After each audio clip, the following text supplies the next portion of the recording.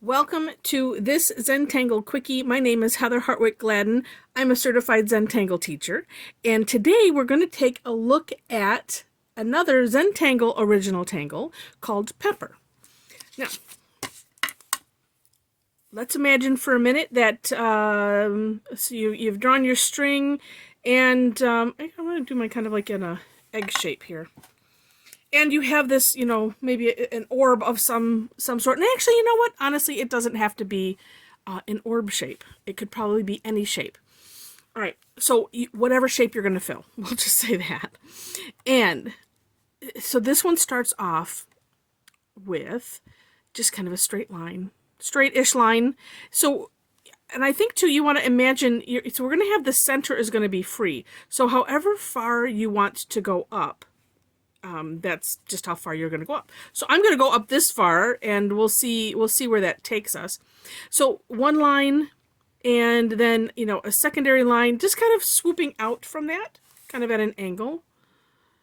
And you could add a little flare here at the end, kind of just curving it in. So then what ends up, and even this side too, it doesn't have to be a straight line.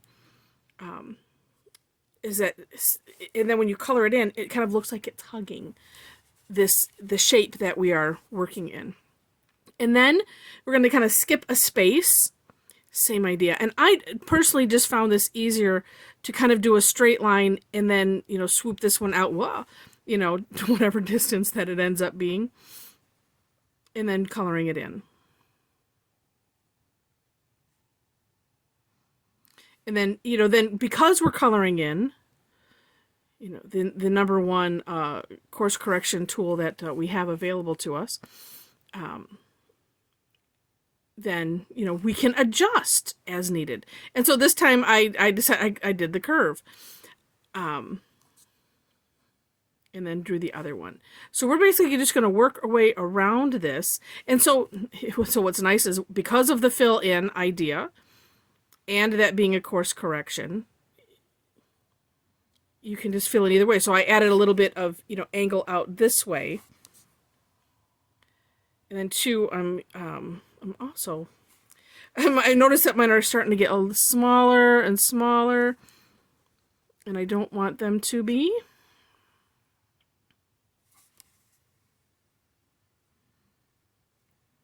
And the thing that I have found with this one is sometimes getting around the curve.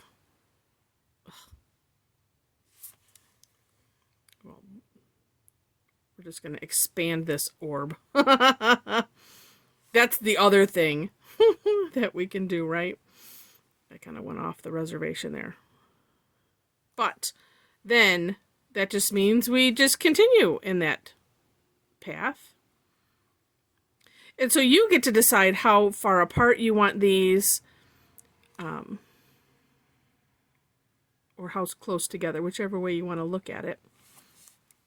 And as you can see, this is starting to take shape here. So as you're drawing these, being cognizant of what your opening is. And then there's still a little bit of room here where you could expand outwards, into this empty space, if you want to. And I found like going around the curve, sometimes maybe it has to be a little bit wider, at the end. But that's something that you can, of course, play with, because we're like I said, I found it easier to kind of do a straight line. And this one I'm doing more of a, well, it'd be an upside down V shape.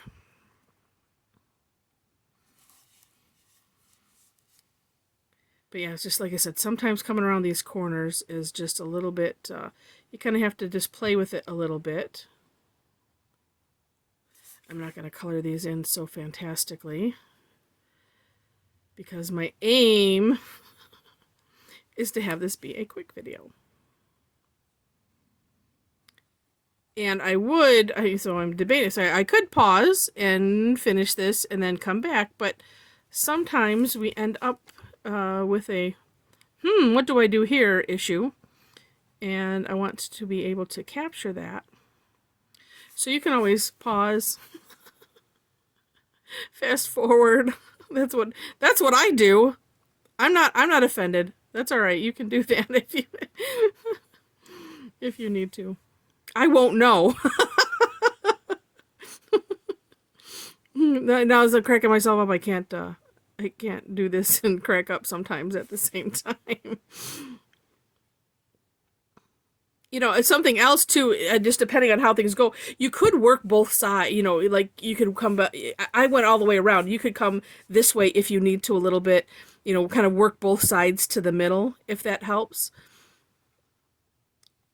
You know, we all work differently, and so I like to throw things out there like that just because of that. So that way nobody feels like they're you know, put in a box or pigeonholed into one way of doing things.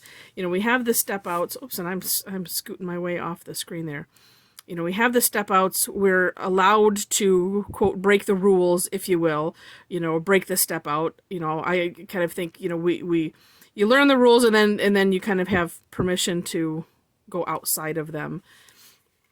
For me, as long as we keep the spirit of Zentangle and keep the spirit of the Tangle, I think that's, personally just think that's important. We go too far off base, then, you know, then you're creating something else, and then that's okay. But, all right, and then it looks like maybe just one more here.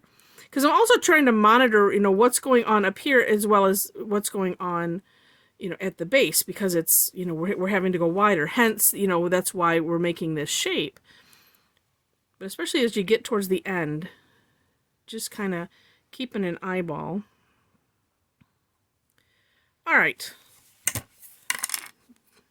This one has to be fixed. Sorry. You know, and then this is the time. Look it over. How does it look? I was doing this rather quickly, so some of my stuff could be better. But you know what? Then it becomes rustic. That's what I have decided. That is the name for this.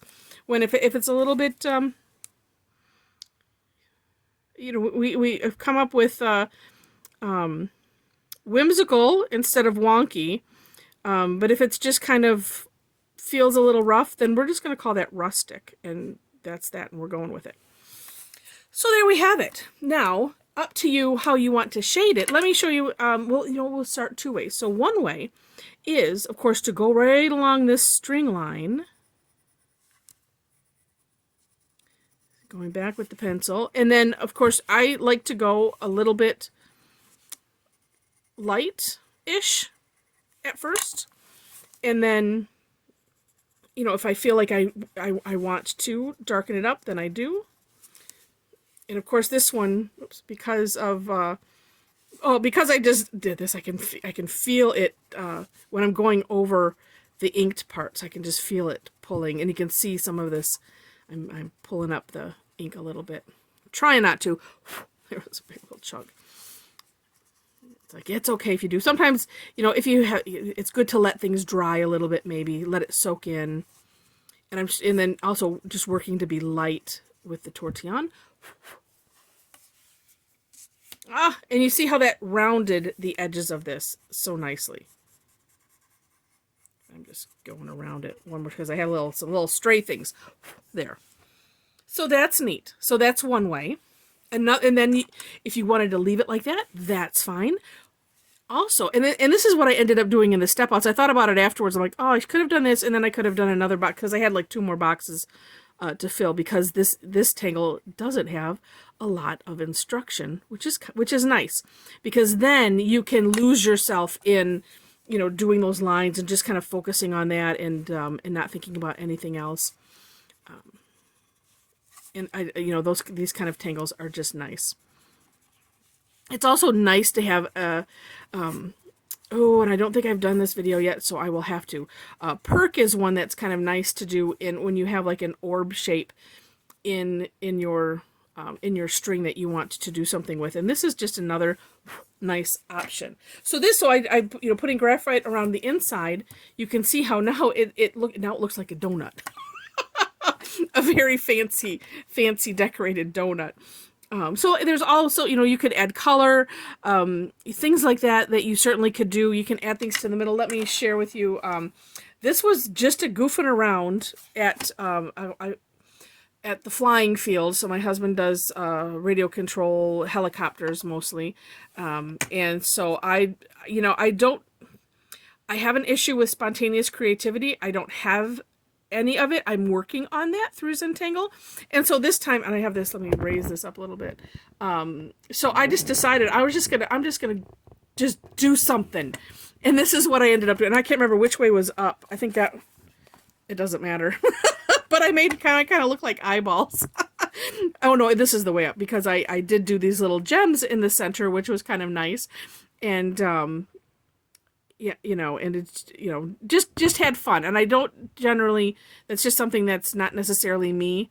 And for no other reason than it's, you know, I just have trouble deciding what to do, especially with the blank canvas. So, so anyway, you know, some other uses, just, you know, putting it in something, you can add a gem in the middle. It is just really a fun tangle, and I hope you enjoyed. So, and if you did, feel free to give us a thumbs up. I much appreciate that, as well as leave any comments, questions. I do try to, I keep an eyeball on those. And if it's, you know, question or comment, I do try to answer or reply, you know, as soon as possible.